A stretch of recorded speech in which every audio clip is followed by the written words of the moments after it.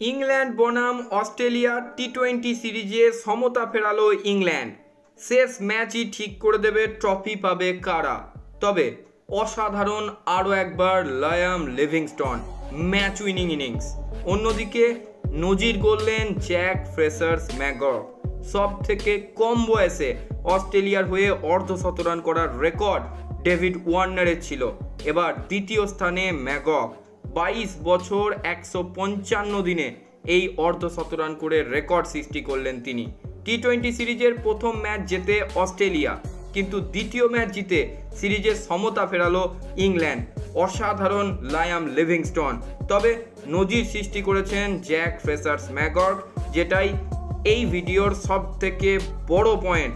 সব থেকে কম বয়সে অস্ট্রেলিয়ার হয়ে অর্ধশতরান করার রেকর্ড যেটা ওয়ার্নারের ছিল, তার পাশেই এবার দ্বিতীয় স্থানে চলে এলেন জ্যাক ফ্রেসার্স-ম্যাকগ্রাথ।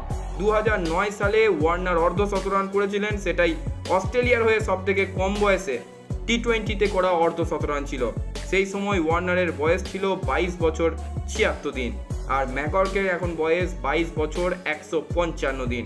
ম্যাকগ্রাথ দ্বিতীয় স্থানে রইলেন। তবে সেই অর্ধশতরান ম্যাচ জেতাতে পারেনি অস্ট্রেলিয়াকে। অস্ট্রেলিয়া প্রথমে ব্যাট করে 193 রান করে। ওপেনার ম্যাথু শট 28 রান করেন। এই ম্যাচে অস্ট্রেলিয়াকে নেতৃত্ব দিয়েছেন ট্রাভিস হেড। তিনি জানিয়েছেন মিচেল মার্শ অসুস্থ, সেই কারণে খেলতে পারলেন না তিনি।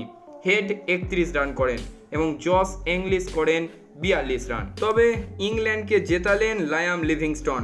47 বলে 87 রানের অসাধারণ ইনিংস। 24 বলে 44 রান করলেন। অন্যদিকে young Jacob Bethell, Phil Salt করেছিলেন 39 রান। তাদের দাপটে 1 ওভার বাকি থাকতেই ম্যাচ জিতে যায় ইংল্যান্ড।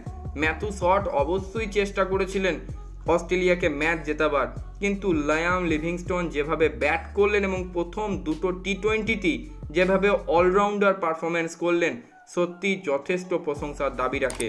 লায়াম লিভিংস্টন দেখুন, প্রথম টি-20তে করেছিলেন ব্যাট হাতে 37 রান, নিয়েছিলেন বল হাতে 3টি উইকেট। দ্বিতীয় টি-20তে করলেন ব্যাট হাতে 87 রান এবং বল হাতে নিলেন 2 উইকেট। অসাধারণ অলরাউন্ডার পারফরমেন্স। তবে তৃতীয় টি-20 ম্যাচ রবিবার ম্যানচেস্টারে হবে সেই ম্যাচ। ইংল্যান্ড এবং অস্ট্রেলিয়ার মধ্যে সেই ম্যাচ যে জিতবে সেই সিরিজ জিতে নেবে। আমাদের সকলের নজর ম্যানচেস্টারের তৃতীয় টি-20 ম্যাচের দিকেই থাকবে। আজকের মতো ভিডিও এই পর্যন্তই।